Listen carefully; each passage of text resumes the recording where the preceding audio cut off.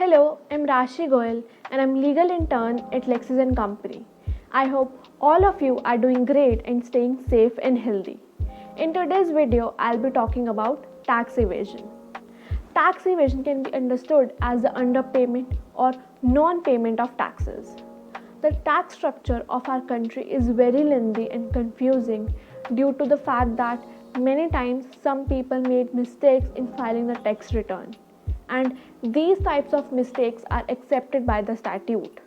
But purposely hiding income or assets from the tax authority is known as tax evasion, and it is a criminal offense. It includes both illegal non-payment of taxes as well as illegal underpayment of taxes. And if a person fails to pay the proper taxes to the authorities, then he may face criminal charges, but the authorities have to prove that it is a willful act of the accused. Willful non payment is one of the essential conditions that are necessary to prove that the person is trying to do tax evasion. Now, further, let's discuss the difference between tax evasion and tax avoidance. So, whether you are an individual or an entity, taxes are one of the major bottom line which decides your financial performance. So, the Income Tax Act in India allows multiple opportunities to reduce tax liabilities in accordance with law. For an individual, it might mean income tax, saving on house loan, house rent, allowance, etc. And for business, it could be allowing for depreciation of plants and machinery, or amortizing the investments on the new software. Utilizing such avenues allowed by the law to reduce the tax liability is termed as tax avoidance. In contrast to tax avoidance, tax evasion is an illegal activity where the intent is primarily to hide the income and avoid paying true taxes. Tax evasion and tax avoidance are sometimes misunderstood considerably.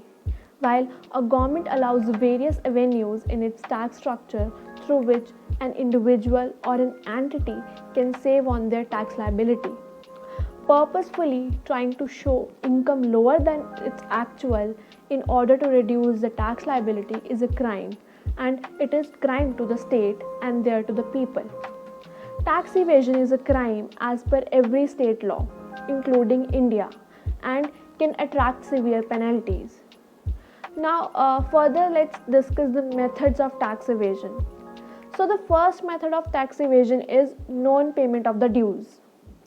Willfully or unwillfully not paying the due tax to the government is a form of tax evasion. In India, this is one of the most common scenario in rural and suburban areas. Second method is inaccurate financial statements, fake documents and false returns. Another more sophisticated way of tax evasion is by forging documents, submitting inaccurate and incomplete income information to the authorities for showing lower tax liability rather than the true payable. Third method could be smuggling. This is the form of tax evasion which is used when the goods are moving from one place to another or across the state or the country. For example, gold. Fourth method could be bribery.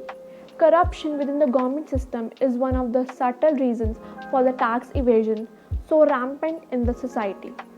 Some tax evaders use this method to make their income disappear and thus prevent being taxed upon. Lastly, let's talk about the penalties for tax evasion in India.